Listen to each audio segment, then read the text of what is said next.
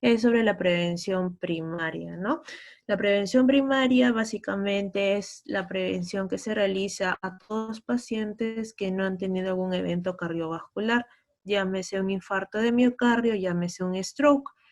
En cambio, la prevención secundaria es aquella prevención que se da en un paciente que ha tenido algún evento cardiovascular. Vamos a conocer un poco de esta enfermedad para que ustedes puedan conocer todas las implicancias pronósticas que tiene y se resalte la importancia de poder evitar este infarto agudo de miocardio.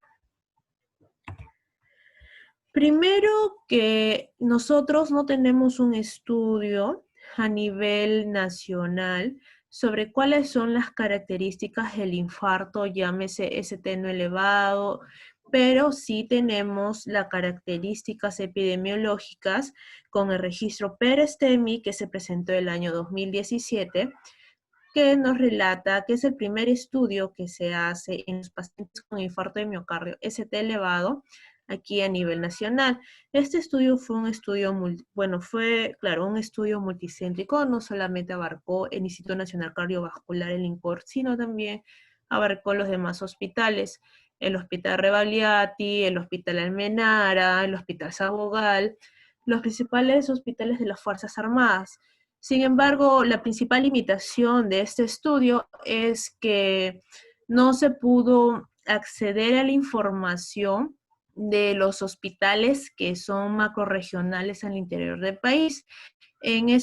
Bueno, por muchas causas. Una de las primeras causas es que no hay los recursos suficientes para poder tratar esta enfermedad en esas regiones del país.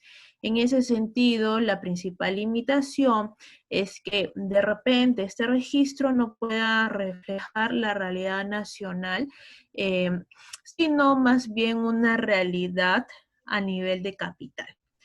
Entonces, en este registro se observa que el 21% de los pacientes con infarto ST elevado fueron mujeres con una edad promedio entre 64.9 más menos 12 años. Ustedes van a poder ver a lo largo de los estudios de cardiología que las mujeres no son muy bien estudiadas.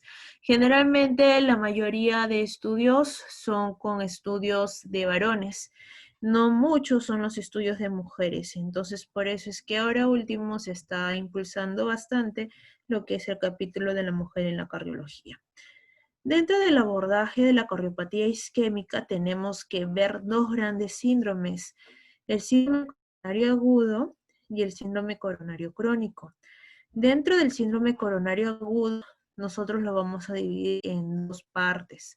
El SICA ST elevado, cuya última guía salió el año 2017, y el SICA ST no elevado, que la última guía salió hace 3 semanas en el Congreso Europeo el año 2020. Por otra parte, lo que anteriormente se llamaba angina estable, hoy por hoy se denomina síndrome coronario crónico. Son los pacientes que sufren de angina a lo largo de un tiempo establecido. Este síndrome coronario crónico tiene 6 escenarios y su guía salió el año 2019. Ojo que estas guías son basadas en la cardiología europea. Ahora, veamos el concepto de síndrome coronario agudo. Hay una definición de Kay Fox el año 2000, que es la única hasta ahora, que nos dice qué significa síndrome coronario agudo.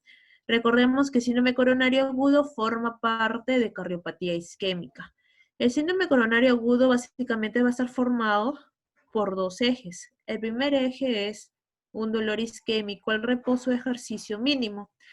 Pueden ser 2 episodios de 5 minutos o un episodio de 10 minutos, junto con evidencia de enfermedad coronaria. Esta evidencia de enfermedad coronaria lo puede reflejar el electrocardiograma cuando hay alteraciones electrocardiográficas, que ya lo vamos a ver más adelante. Las enzimas cardíacas que, bueno, para el año 2000 todavía se sigue hablando del CPKMB, pero sabemos hoy por hoy que los biomarcadores cardíacos por excelencia para ver el infarto de miocardio es la troponina. Y en tercer lugar, la evidencia de enfermedad arterial coronaria evidenciada por coronariografía. Entonces, existen 4 mecanismos fisiopatológicos, el cual nos habla de un síndrome coronario agudo. Esto yo lo saqué de una revisión del Circulation que salió el año 2017, una revisión bastante didáctica. No solamente es que haya una placa de ateroma que obstruye el vaso, no solamente. Acá podemos ver en la primera situación que hay una fisura de la placa con inflamación. Esta inflamación, acá podemos ver la placa, que hay una fisura, que hay un trombo, y ese trombo pues genera la adhesión o bueno, desencadena toda una cascada de inflamación que llama a los leucocitos, a los glóbulos blancos, y esto pues toda esta inflamación nosotros lo podemos detectar mediante una proteína C reactiva de alta sensibilidad. Vemos que está elevado. Esto es lo que clásicamente nosotros pensábamos que todos los pacientes con infarto tenían eso. Esto es lo que se denomina trombo rojo. Existe una inflamación sistémica.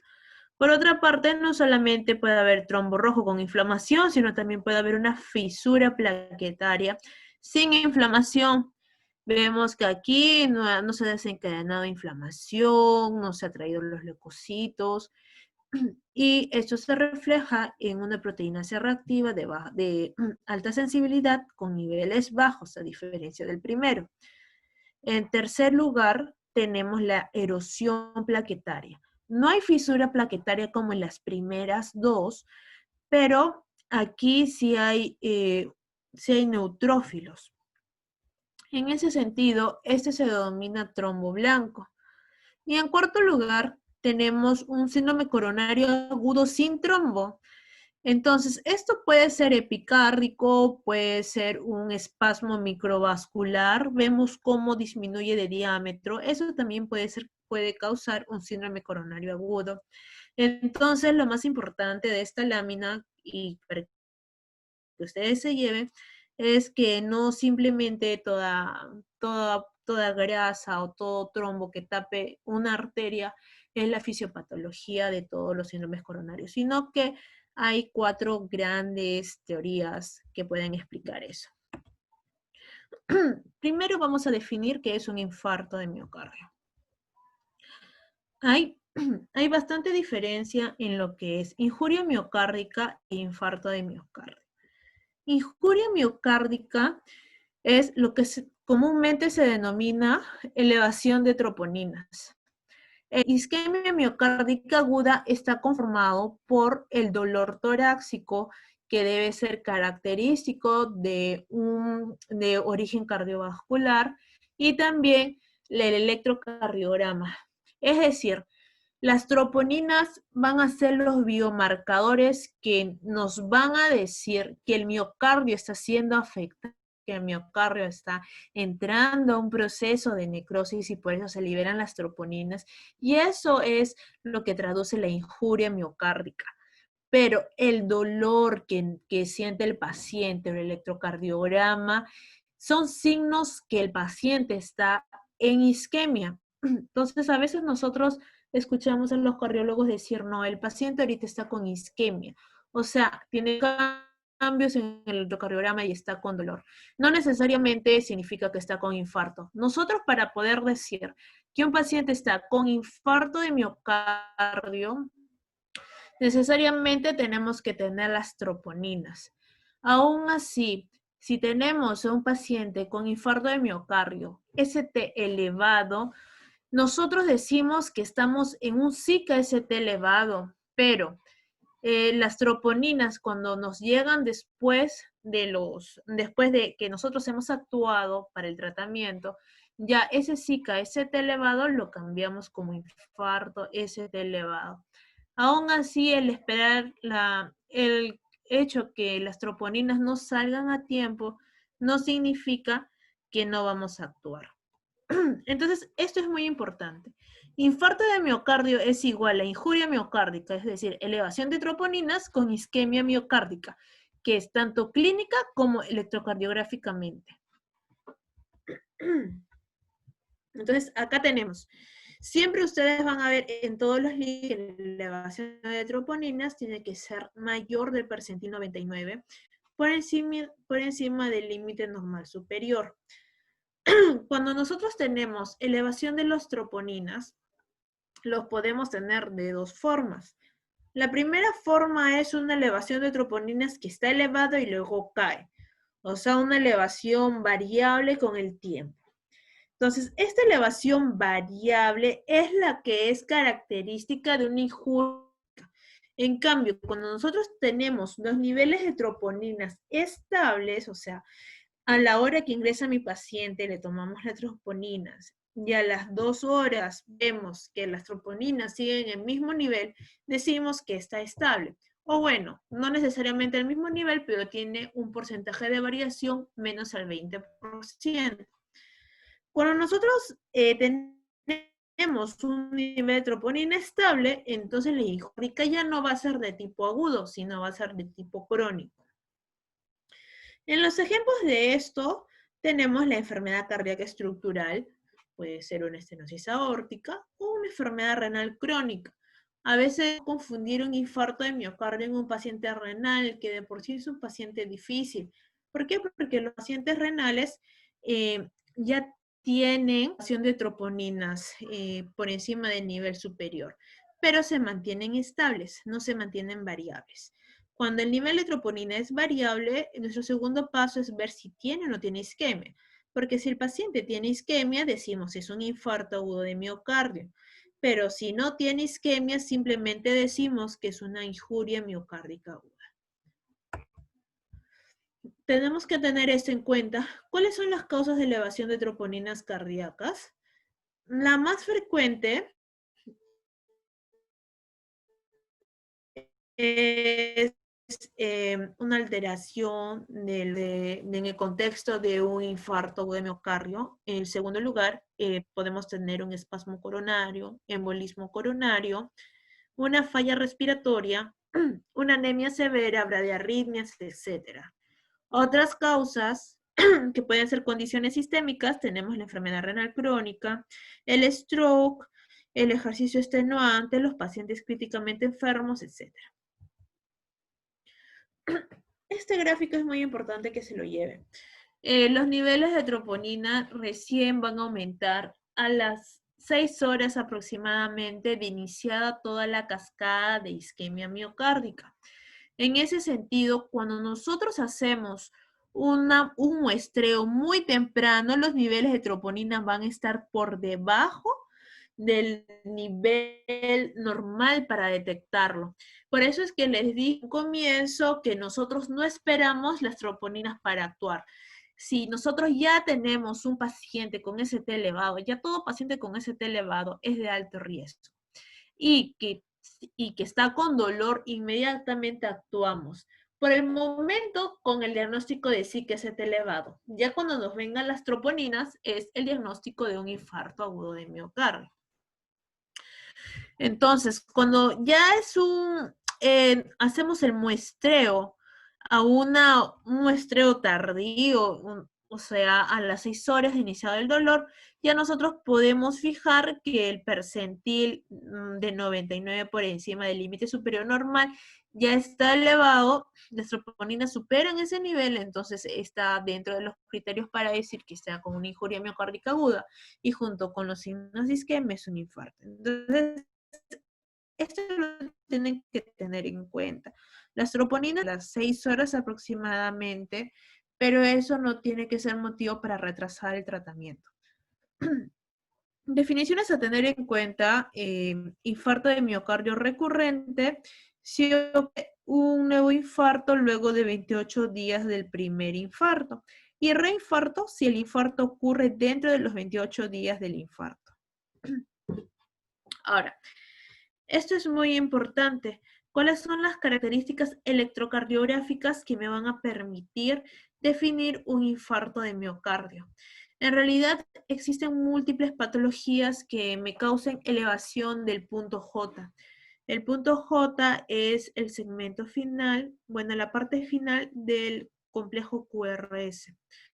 Entonces, nosotros decimos que estamos frente a una elevación del ST de tipo isquémico para nosotros poder definir dentro del contexto parto. Cuando hay una elevación del punto J, escuchen bien, en dos derivadas contiguas. O sea, si nosotros tenemos una elevación del punto J en una derivada aislada, o sea, en 3 o de repente lo vemos solo en B5, no significa que está empezando a ser un infarto de miocardio o no son las características típicas de electrocardiográficas de un infarto. Tiene que haber una elevación de un grupo de derivadas. ¿Por qué? Porque todas las características, una arteria sigue una región y las regiones van a estar estudiadas por un grupo de derivadas. Lo vamos a ver más adelante. Por ejemplo, 2, 3 ABF me indican la cara inferior. Entonces yo no puedo encontrar una elevación del ST aislado solo en la derivada 3. Tiene que ser en toda la cara inferior. 2, 3 ABF. Y acá te ponen los puntos de corte, ¿no? Tiene que ser mayor de 1 milímetro en todas las derivadas o mayor de 2 milímetros en varones mayores de 40 años, más de 2.5 en varones menos de 40 años o mayor de 1.5 en mujeres. Esto sobre todo en la derivada B2, B3. En cuanto a la depresión del segmento ST, si bien es cierto la elevación del segmento de ST tiene que ser 1 milímetro, la depresión como punto de corte 0.5 milímetros, es decir, medio cuadradito. Acá podemos ver cuáles son los cambios de un infarto agudo de miocardio. Estos cambios en otras condiciones que no son un infarto agudo de miocardio. Como podemos ver acá, por ejemplo, la LT no solamente tiene que ser del punto J, o sea, es del punto J, pero la elevación tiene una característica que es convexo. Es decir, es panzoncito. Así es como yo lo puedo determinar, es panzoncito. Por ejemplo, acá tenemos que la elevación del ST es de B, más o menos de B2, de B3, de B4, B5 y B6, B5, pero esta elevación como que no es típica, sino tiene que ser una elevación tipo convexa. Acá en el trazado 2 veamos también esta elevación, es una elevación cóncava. Entonces, característica del infarto de miocardio. Es más, aquí en B4 hay un notch al final del complejo QRS. Entonces, siempre tenemos que estar atentos a los diagnósticos diferenciales. Otros cambios asociados, pues ya ustedes lo conocen, son las ondas Q. Y así como hay ondas Q en 1, 2, ABL, ABF, también tenemos las ondas R. En realidad, las derivadas posteriores, cuando nosotros tenemos un infarto posterior, se va a ver el ST elevado en las derivadas B7, B8, B9. Pero debido a que estas derivadas no son convencionales, la imagen en espejo de estas derivadas son justamente B1, B2. Y nosotros recordando la electrocardiografía, tenemos que saber que la progresión de las ondas R va desde B1 hasta B6, siendo en B1 pequeñita y va creciendo y en B6 ya es una onda R grande. Entonces, no es común ver una onda R en B1. Por eso es que cuando nosotros tenemos una R en B1, B2, en el contexto de un infarto ST elevado, decimos que es el espejo de las derivadas posteriores. Y estos son la localización del infarto de acuerdo a las derivaciones, y esto es lo que ustedes se tienen que quedar. El vaso involucrado, ni tanto el cambio del S en el EKG, pero sí deben de saber. Pared anterior, B2 a B4, y la pared septal de B1 a B2. La pared lateral, 1 a BL, B5, B6. En realidad, Algunos de forma didáctica mencionan lateral alta, lateral baja, pero no existe una lateral alta y baja. Es simplemente una sola pared lateral. Y pared inferior en 2, 3 y ABF. Bueno, el InterHeart fue un estudio, ya fue un estudio de caso de control, donde se agruparon a 52 países.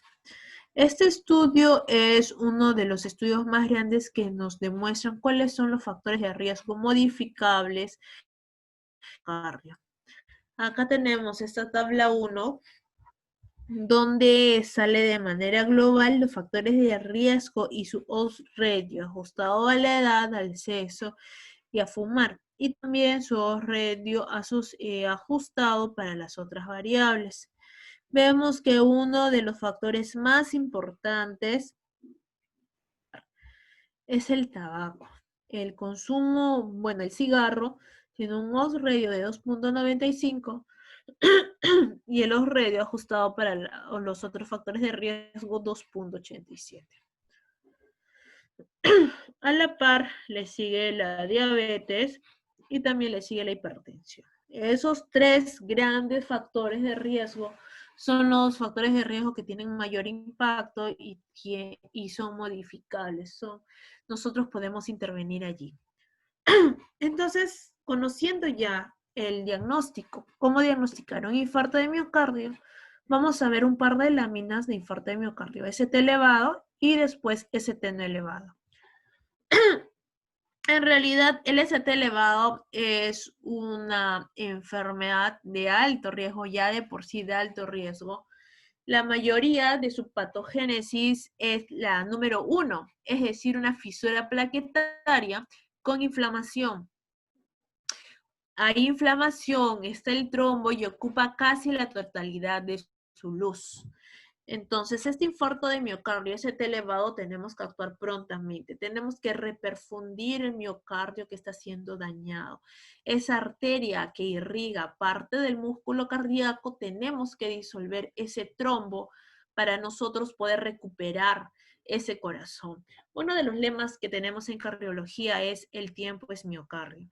Entonces, mientras más actuemos con celeridad, va a ser mejor para el paciente. Esta es un reloj de tiempo que nosotros tenemos que tener en cuenta al momento de presentarnos frente a un paciente con ST elevado. Solamente quiero recalcar algo para que ustedes lo tengan en cuenta. En esta etapa no necesitan saber cuál es el tiempo del PCI primario, ni la fibrinólisis, ni nada. Lo que necesitan saber es que si ustedes en la emergencia tienen un paciente con dolor torácico, y ustedes sospechan de un infarto de miocardio, tiene que estar el EKG dentro de los 10 minutos. Tanto si están en un hospital que no tiene cateterismo, con un hospital que tiene cateterismo, lo más frecuente es que ustedes en su internado o donde vayan a hacer serum, vayan a estar en un lugar que no tenga cateterismo, pero sí van a tener a la mano un electrocardiograma. No pueden jugarse al enfrentar un paciente con dolor torácico en la emergencia sin su electrocardiograma. Siempre es, ya si es que no tuvieran mucha pericia en manejar ese tipo de pacientes, siempre es bueno tomarles un electrocardiograma para descartar cualquier patología. Y es así que el tiempo óptimo es dentro de los 10 minutos. Eso quiero que se lleven a casa. Siempre el EKG, después del primer contacto médico, llámese primer contacto médico, cualquier personal profesional de la salud, ya sea médico, ya sea estudiante de medicina, porque también está así en las guías, enfermera, etc. Luego de eso, 10 minutos tiene que pasar como tiempo máximo para que se tome su electrocardiograma. Eso es lo que quiero que se lleven de ese gráfico. Igual, aquí hay un reloj de la estrategia cuando nos enfrentamos frente a un paciente con ST elevado. Solamente quiero que sepan y que se terminen de grabar que el tiempo es miocardio y siempre el EKG dentro de los 10 minutos para poder diagnosticar. Después de un infarto con ST elevado, estas son las recomendaciones que nos da la guía sobre cómo debemos de modificar nuestro estilo de vida. Y miren, todos los niveles de evidencia, al menos los dos primeros son nivel de evidencia A, es decir, está avalado por más de 2 ensayos clínicos. Como les dije, identificar a los pacientes fumadores, proporcionarles repetidamente consejos sobre cómo dejar de fumar.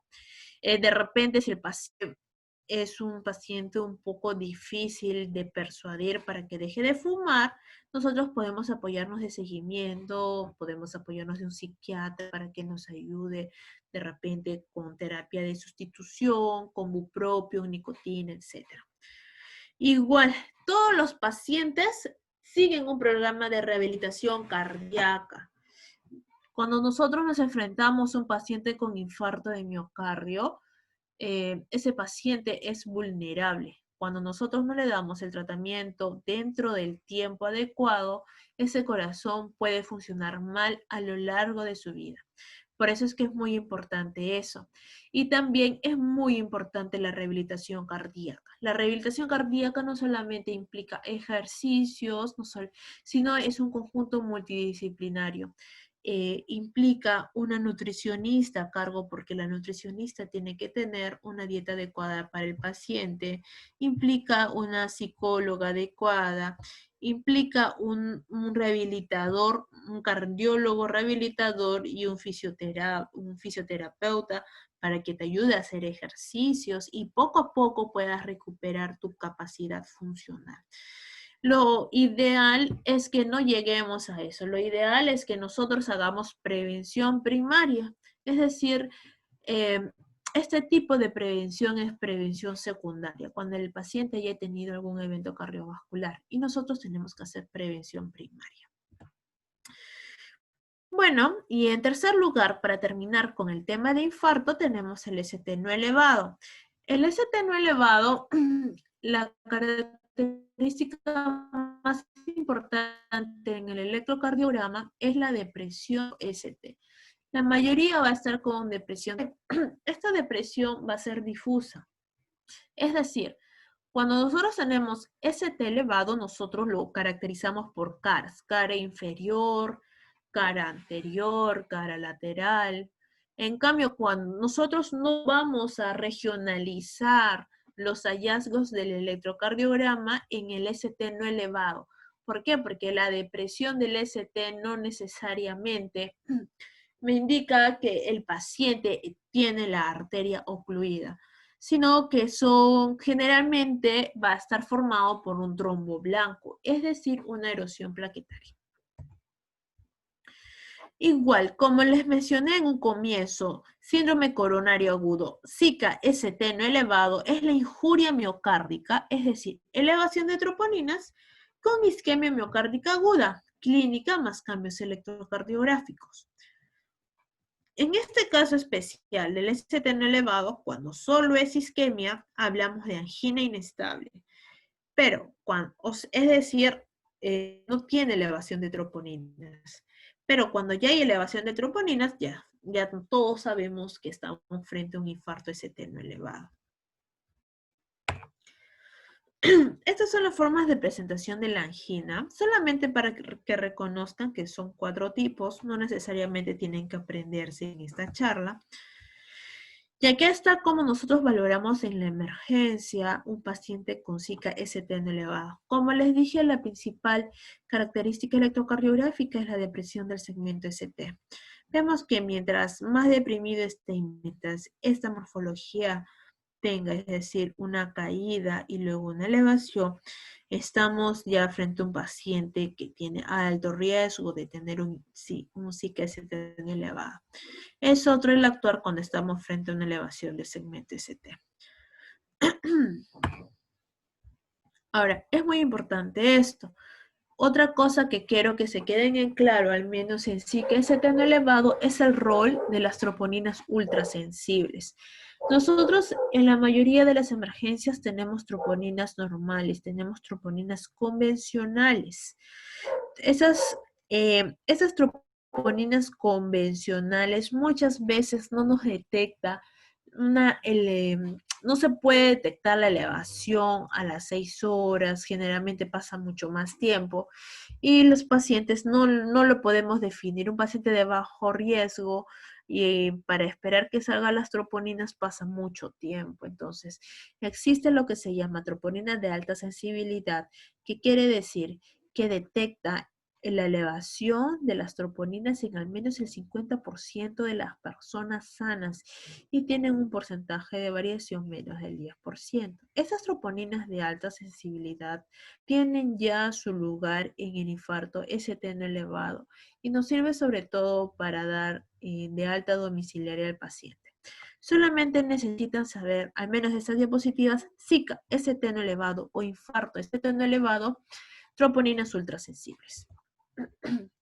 Igual, con el valor de las troponinas, nosotros podemos o dar de alta u observar al paciente, o si no, ingresarlo a la unidad cardíaca para poder ver al paciente con infarto ST elevado. Y bueno, este es el esquema general de cómo se trata y cómo se decide si un paciente se va de alta con las troponinas de alta sensibilidad. Al igual que el ST elevado, en el ST no elevado, vemos que todos los niveles de evidencia son clase A, perdón, todos los niveles de evidencia son tipo A, es decir, están avalados por más de un estudio. Igual, de la misma forma que el ST elevado, tiene que haber mejora en los factores del estilo de vida, sobre todo, no solamente manejo farmacológico, sino también intervenciones cognitivas conductuales, como nivel de recomendación 1A. Igual la rehabilitación cardíaca también para estos pacientes. Eso tiene un impacto pronóstico tanto en la mortalidad y morbilidad cardiovascular. No solamente tienen que estar los cardiólogos, sino también están los nutricionistas, las enfermeras, los fisioterapistas, etc. Bueno, ahí terminando con el tema de infarto de miocardio y también aprovechando del Día Mundial de la Salud, voy a enfocarme en la presión arterial, sobre todo cómo hacer una buena toma de la presión arterial, para que ustedes lo tengan en cuenta al momento de la consulta cuando vayan a hacer, sobre todo prevención primaria. En realidad, los niveles de presión arterial varían mucho. La guía del año 2019, que es la guía europea, tiene un punto de corte diferente al de la guía americana del año 2017. Entonces, como hubo una diferencia en estas dos guías, ya la Sociedad Internacional de Hipertensión Arterial sacó su propia guía este año, hace un par de meses. Y ellos ya pues definieron como el nivel normal de presión arterial menos de 130/85. Esto es vital. Menos de 130/85 en una medida en la oficina, es decir, en la consulta, es normal. Estamos frente a un valor alto normal cuando la presión está en 130, 139 u 85, 89. Ya nosotros decimos hipertensión a partir de 140. Esta figura es bastante didáctica, que nos dice cómo debemos de tomar la presión arterial. El paciente, como vemos, debe de estar sentado, debe de estar descansado, su espalda tiene que estar soportada, no puede estar al aire porque eso genera más presión e igual su brazo debe de estar descansado. Vemos que su pie no tiene que estar en cuclillas ni nada, sino el pie debe estar pegado al piso.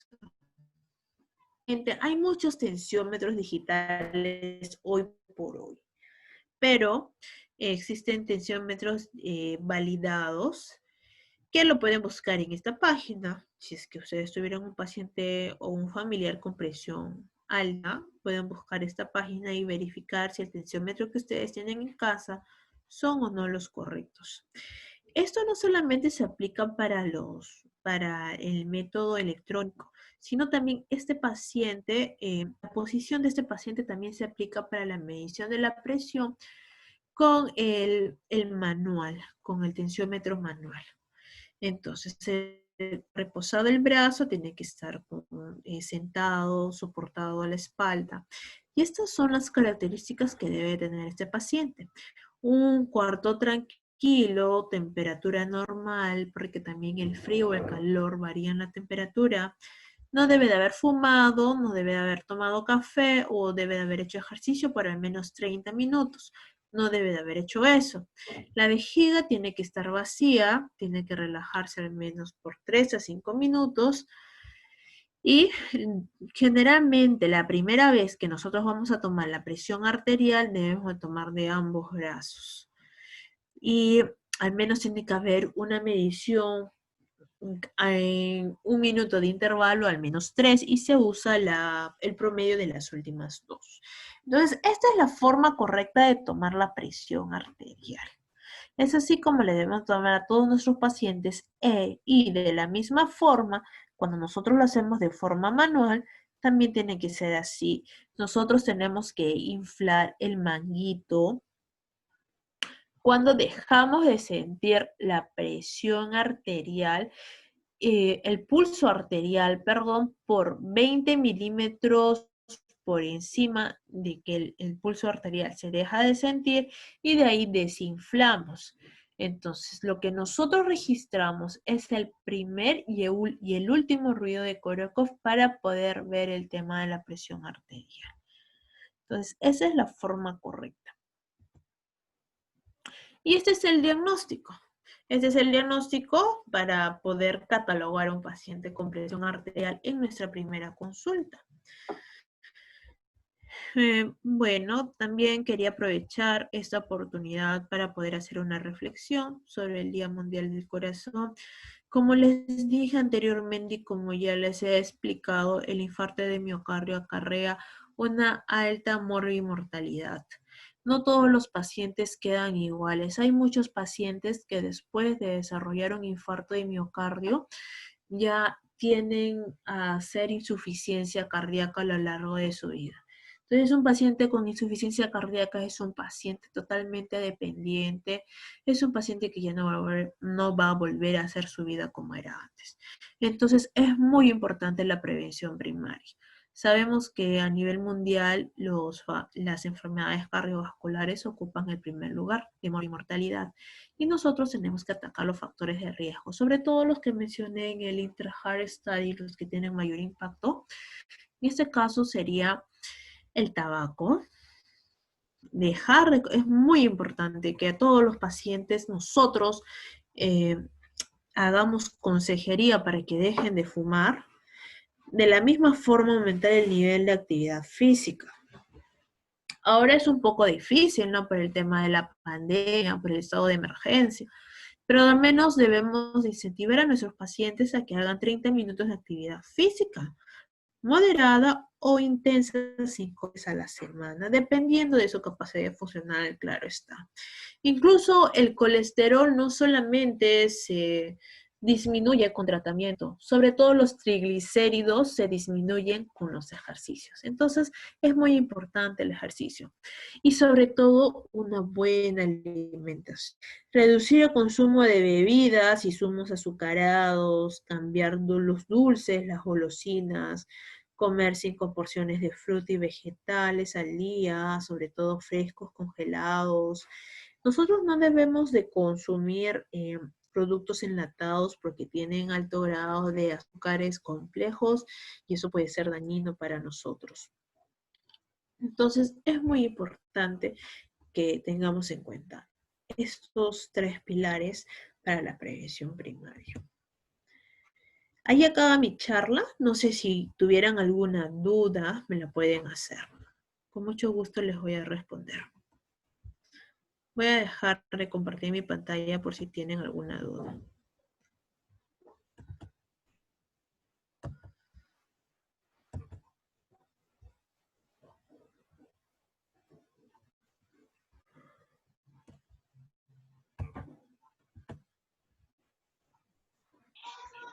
Doctora, muchas gracias por la ponencia. Estuvo excelente. Y chicos, por favor, tienen unos 2 minutos a 3 para ver si es que alguien se anima a preguntar a la doctora. En todo caso, pasaríamos a terminar la campaña virtual del día de hoy, ¿no?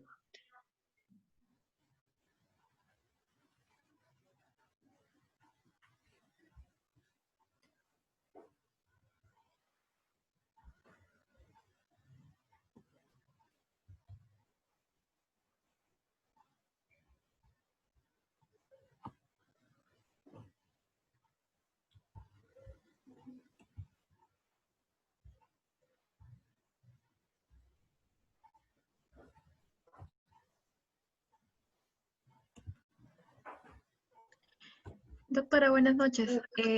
Están realizando una pregunta ¿Ya?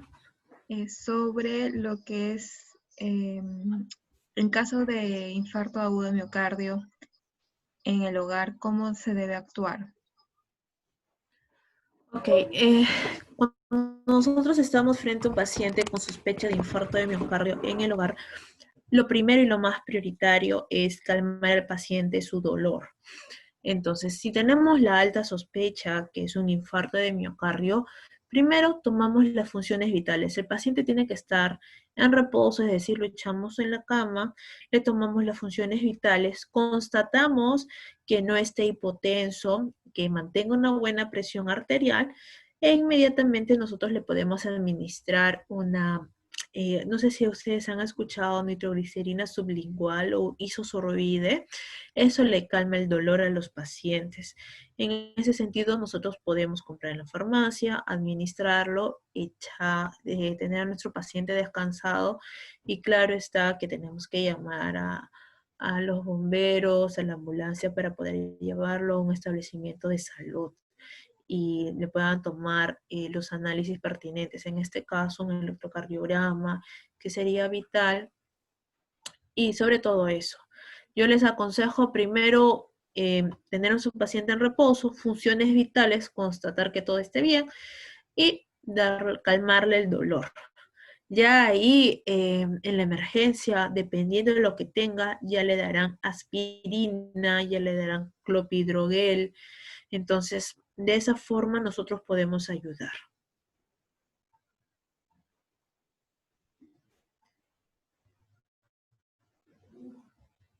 Muchas gracias por la respuesta, doctora. Veamos si tenemos alguna otra pregunta. Chicos, ¿alguna otra pregunta más para la doctora? Acá está. Orlando Lander pregunta. Buenas noches. ¿Cuál es el punto de corte de la hipertensión en nuestra población peruana, teniendo en cuenta la diferencia de la guía americana y la europea? Muy bien, esa es una buena pregunta. Como dije, no hay un estudio a nivel nacional sobre que nos narre cuáles son las características epidemiológicas o los puntos de corte que debe tener nuestra población peruana. Existen los criterios de Framingham modificados que ha sido validado en Colombia. Entonces, estos criterios de Framingham modificados en Colombia lo podemos extrapolar a nuestra realidad al ser latinoamericanos. Y este estudio de Framingham básicamente se guía por los valores americanos, es decir, eh, un punto de corte 120-70, lo que sería lo más adecuado para nuestra realidad. Como digo adecuado, lo digo entre comillas porque no hay un estudio validado, solamente estoy extrapolando los estudios de Colombia, que allí esa población sí está validada, ¿no? Todavía faltan más estudios, pero nosotros, nuestra población más asemeja a la guía latinoamericana que a la guía europea. Aunque las guías europeas son más didácticas y nos dejamos llevar por la terapéutica más de ellos, pero en el caso de la presión arterial o en caso de estratificación de riesgo, más nos asemejamos a la población americana.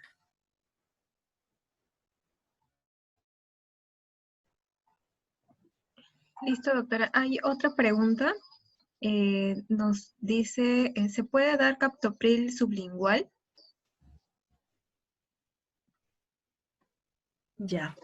En realidad, para la presión arterial tenemos dos grandes grupos, los pacientes que tienen, cuando tienen la presión alta, ¿no? Hay pacientes que tienen emergencia hipertensiva y hay pacientes que tienen los pacientes que tienen emergencia hipertensiva se definen por los que hay daño de órgano blanco. Es decir, y la mayoría de esos pacientes, en lo que son urgencias hipertensivas, nosotros podemos tener un paciente con 200, 210, pero no son emergencias hasta que no se demuestre daño de órgano blanco.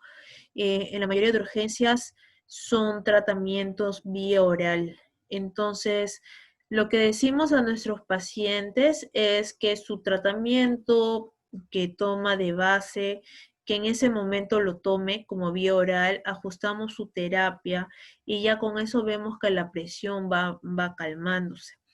Cuando nosotros utilizamos captopril sublingual, es como que algo muy generalizado.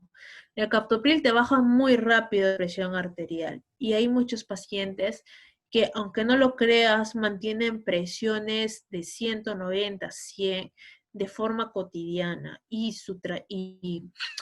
al mantenerlos así, ya su organismo está acostumbrado a eso. Entonces, bajarle de un momento a otro la presión arterial en esos pacientes puede resultar un poco contraproducente. Es mejor ajustarle el tratamiento vía oral siempre y cuando sea una urgencia hipertensiva antes que darle un captopril sublingual. Sí, he visto que hay mucho temor en los pacientes, en los médicos que quizás no son cardiólogos para tratar de mantener la presión baja. Se asustan y creen que tiene mucho que ver con la hemorragia cerebral, pero en realidad hay que evaluar bien al paciente y hay que ver cuál es lo mejor para él. Como digo, yo tengo muchos pacientes en la consulta que de por sí presiones altas, 200, 100, y regulando el tratamiento de la presión, su presión baja a los días y eso ya es un efecto más duradero. En cambio, el darle el captopril sublingual es un efecto de un momento, pero eso no te va a asegurar que siempre mantenga sus presiones bajas. Yo no lo recomendaría solamente para ciertos casos específicos y siempre hay que hacer una evaluación al paciente. Todo tratamiento es individualizado.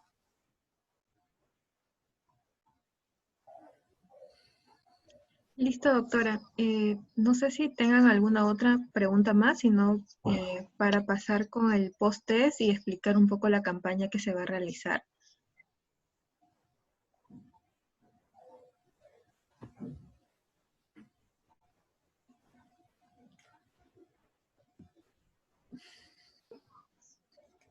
Aquí hay otra pregunta. Mónica Melián. ¿Cuál sería el síntoma específico para una mujer hipertensa y diabética de cierta edad mayor a 45? Allá. La mayoría de pacientes hipertensos son asintomáticos, la mayoría. La presión arterial no es sinónimo de cefaleas o es sinónimo de mareos, al igual que el colesterol alto no es sinónimo de cefaleas ni mareos. La mayoría de esos pacientes son asintomáticos. Entonces, nosotros como forma de prevención primaria, siempre hacemos una estratificación de riesgo a partir de los 45 años. Estratificación de riesgo significa todos los pacientes tienen un riesgo cardiovascular de hacer algún evento cardíaco, llámese infarto, stroke. Y ese estudio, todo ese escaneo lo hacemos a partir de los 45 años. Dentro de eso está el tema de la presión arterial, es el tema de los lípidos, es el tema de la diabetes, etc. Recordar que tan solo de tener diabetes ya es un riesgo moderado de hacer un evento cardiovascular. La diabetes de por sí tiene casi el doble de riesgo de hacer algún evento, incluso es aún mayor que la presión alta. Entonces es muy importante en los pacientes diabéticos empezar a hacer prevención primaria. No te genera ningún síntoma, es una enfermedad silenciosa, pero cuando empieza ya a ser una enfermedad cuando ya tu organismo no puede contra esa poscarga, o sea, no puede contra esa hipertensión arterial, tu organismo comienza a hacer cambios. Siempre en los pacientes con presión alta debemos de descartar daño en algún órgano. Siempre en el corazón, porque la presión alta engruesa el corazón, porque sabemos por fisiología que la presión arterial aumenta la poscarga, entonces el corazón se engruesa. Tenemos que evaluar el riñón porque hay proteinuria. Tenemos que evaluar también un fondo de ojo porque la presión arterial también daña la microvasculatura. Entonces, todo eso es un estudio, ¿no? Muchos pacientes están asintomáticos, pero una vez detectados tenemos que hacer todos esos estudios, porque de repente ellos no lo sabían, pero tenían albuminuria, tenían alguna u otra cosa que nosotros debemos de detectar para poder tratar a tiempo. Entonces, la respuesta sería, la mayoría son asintomáticos, es una enfermedad que ya cuando empieza a hacer síntomas es porque ya está, ya ha hecho algún daño de órgano blanco, perdón, algún daño estructural de algún órgano, y eso es lo que nosotros tenemos que estudiar.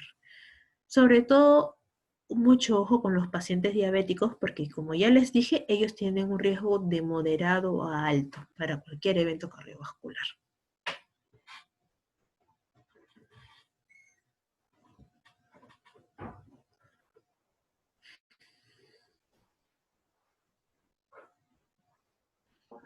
Listo, doctora. Muchas gracias por responder las preguntas y por la excelente ponencia del día de hoy, ya que es un día especial, por el Día Internacional del Corazón, ¿no? Gracias a todos por participar y esperamos encontrarla a usted en otra ponencia, doctora. Muchísimas Gracias. Un gracias. placer. Sí, muchas gracias, doctora. Ahí la dejamos Cuídese. con la directora de CEPAIS para que pueda explicarle un poco más sobre la campaña. Agradecerle a la doctora por la ponencia. En estos momentos voy a proyectar la parte de lo que va a ser la campaña para que puedan tener su certificado. ¿Pueden ver la pantalla? Sí. Sí, ya listo. Esta es una plantilla en la cual se va a publicar en redes sociales, ya sea en Instagram o en Facebook, en la cual van a responder estas preguntas, ¿no? ¿Cuál es el principal factor de riesgo en nuestro país para tener un infarto agudo de miocardio? Si está en qué edad o qué rango de edad se manifiesta, ¿no? esta enfermedad. ¿Y qué podemos hacer para prevenir un infarto agudo de miocardio? Esto ya está diseñado para que ustedes solamente respondan y si quieren agregar algún tipo de imagen o algo, pueden colocarlo y no se olviden de etiquetar, ¿no? a SOCIEM UPCJB, a CEPAIS UPCJB y a CPA SOCIEM UPCJB. Esta plantilla lo voy a estar pasando por el grupo de WhatsApp que tenemos y eso sería la parte de la campaña para que puedan obtener su certificado. Tienen hasta mañana a las 9 de la noche para poder publicarlo. Ya a partir de esa hora ya no se van a aceptar.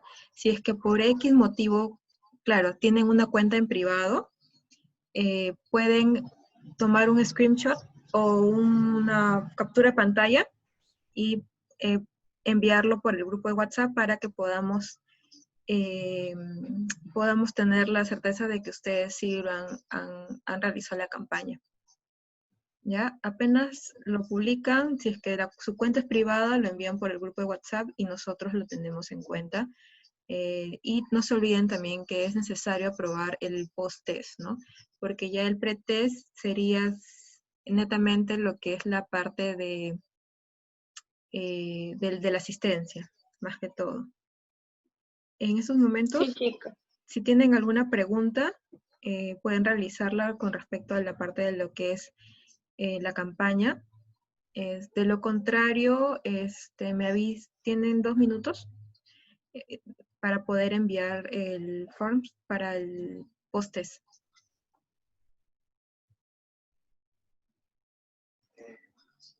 Otra solución también podría ser tomar screenshot o captura de pantalla de la historia que han subido y enviarlo ya sea al Instagram de ese país o al Instagram de CPA, ¿no? Si en todo caso no pueden enviarlo al WhatsApp, que no se podría llenarse de un montón de fotos y no en sí del nombre específico, ¿no? Del participante.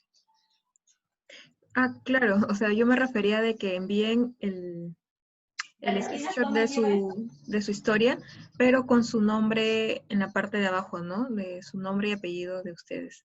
Se me olvidó. Gracias, Stephanie. También igual, cualquier pregunta o bueno, si tienen alguna duda también está en la parte del post-test, al último va a aparecer las indicaciones que le he mencionado, por cualquier tipo de duda.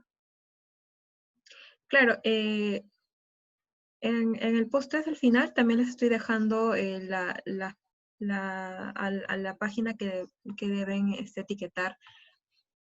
Es @socien_upsjb, el otro es @sepais.upsjb y el otro es @cpa_socienupsjb. Igual ya está en la parte del post-test, en la última, cuando ya van a estar por enviar. Ahí también está colocado la parte de las páginas y eso sería todo. Igual, los puntos los voy a pasar también por el grupo WhatsApp para que no se pierda, ¿sí? En la parte de descripción también lo voy a colocar por si acaso. Ya, si eso es todo, vamos a proceder con el envío del form del post-test.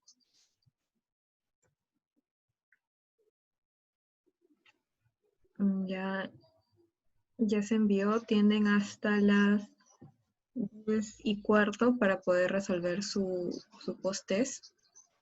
Creo que mucho tiempo, ¿no? Pero igual, ya tienen hasta las 10:15 para que puedan resolver el post-test. Gracias a todos por su asistencia. Gracias también, no sé si se encuentra la doctora, para también agradecerle por su ponencia nuevamente.